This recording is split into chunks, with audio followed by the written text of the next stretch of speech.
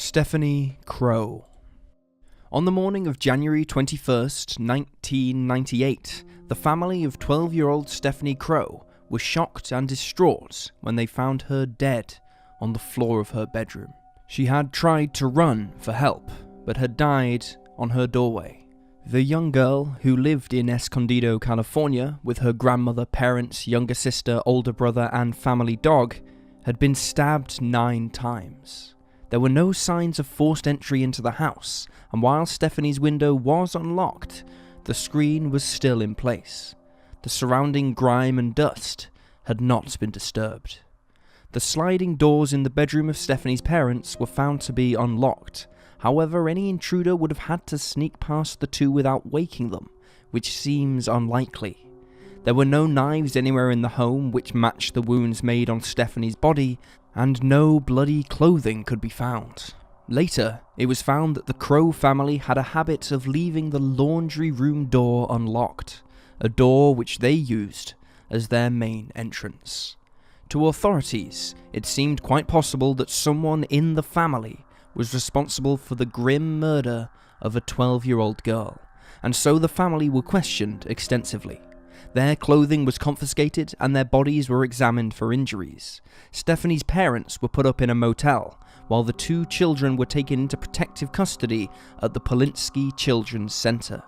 The children were not allowed to see their parents for several days, and the police began to interview them without the knowledge of their guardians.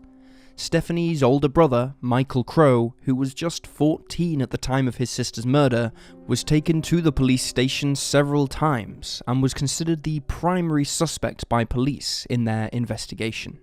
They believed, due to the lack of disturbance in the house and the fact that nobody seemed to wake during the attack, that it was an inside job.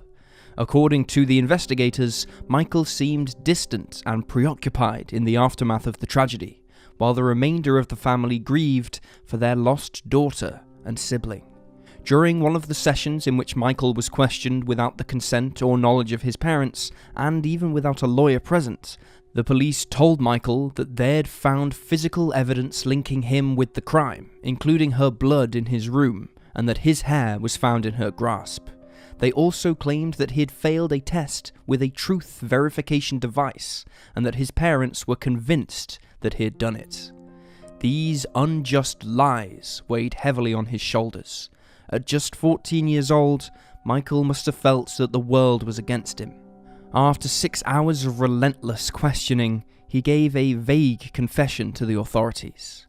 In the so-called confession, Michael gave no details of the crime and said that he couldn't remember doing it. The only thing he gave that could resemble a motive was that he felt that his sister was more popular than him, and that he lived in her shadow. In this same taped interview, later released to the public, he can be heard saying several times over, "I'm only saying this because it's what you want to hear." Despite the blatant fact that Michael was lying and that he had been pushed into a false confession by police, the police arrested and charged the 14-year-old boy. They cited his interest in violent video games as part of what spurred him to commit the murder of his 12-year-old sister. 2 15-year-old friends of Michael's were also questioned by authorities, Joshua Treadway and Aaron Hauser. Aaron had an extensive collection of knives, one of which was reported missing by his parents. It was later found in Joshua's house, and he admitted he'd taken it from Aaron without permission. Police detained Joshua on charges of petty theft, and then questioned him continuously from 9 p.m. till 8 a.m. at their headquarters, telling him that they believed the knife he had possession of was the weapon used in the murder of Stephanie Crowe. 2 weeks later, Joshua was questioned again. During the 10-hour interview, he eventually broke down and gave a detailed confession. He said he'd committed the crime with 2 other boys. Joshua was subsequently arrested. Aaron Hauser was the last one to be arrested and questioned. He refused to confess, but provided an odd, hypothetical situation on how the event might have happened, after being prompted to do so by police. All 3 boys recanted their confessions, however, claiming that they had been coerced into giving false statements. All the while, as the police bullied 3 young boys into giving confessions, a real suspect was walking the streets. On the day that Stephanie's body was found, a man named Richard Raymond Tweet was interviewed. He was 28 years old, a transient and a schizophrenic with a lengthy criminal record. On the night of the murder, Richard was seen looking into windows and knocking on doors up and down the street. Several neighbours had called the police to report him. He had scrapes on his body and a cut on his hand. However, police quickly dismissed him as a suspect in the case, believing he wasn't capable of carrying out the murder. Besides, they had already decided to pin the thing on Stephanie's 14-year-old brother, Michael, in a battery of psychological torture and bullying. Perhaps it mattered little to them to chase up real leads, if they could enjoy the sport of tormenting an isolated 14-year-old boy who was still grieving the murder of his 12-year-old sister. Michael Crow, Joshua Treadway, and Aaron Hauser were all charged with murder and conspiracy to commit murder.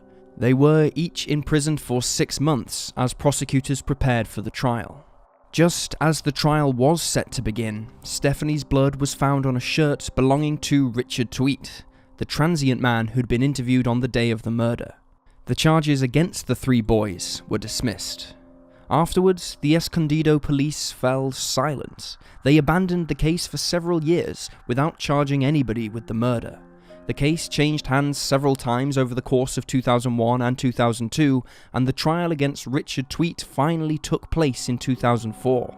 On the first day of jury selection, Richard managed to get out of the cuffs and consequently took off during a lunch break, boarding a bus. He was reapprehended just hours later, however. Once the trial was underway, the defense claimed that the blood on Richard's shirt had been contaminated by prior shoddy police work and was not real evidence. The prosecution linked Richard to both physical and circumstantial evidence, but on May 26, 2004, the jury acquitted him of murder and convicted him of voluntary manslaughter. Richard was sentenced to 13 years in prison, plus an additional 4 for his earlier attempt to flee. Richard went on to appeal his conviction, raising several claims, including that his Sixth Amendment right had been violated because he was prevented from fully cross-examining a witness for the prosecution. After much debate, a retrial was scheduled for 2013. During the trial, the prosecution could not produce any fingerprints, DNA evidence, or trace evidence on Richard's clothing, or in the house of the Crows. They claimed he had killed Stephanie in anger, because she resembled a woman he was looking for, a woman who'd turned him down a few years prior. In December of 2013, a jury found him not guilty. There was no evidence that he had ever been in the home, and they agreed with the defense that the victim's blood could have occurred via contamination. According to Richard, he had found the shirt in a dumpster. The families of Michael Crow, Aaron Hauser, and Joshua Treadway have since sued the cities of Escondido and Oceanside. And in 2012, all 3 were cleared of all charges. A judge ruled that they were factually innocent and permanently dismissed the criminal case against them. However, the murder of Stephanie Crow still remains unsolved.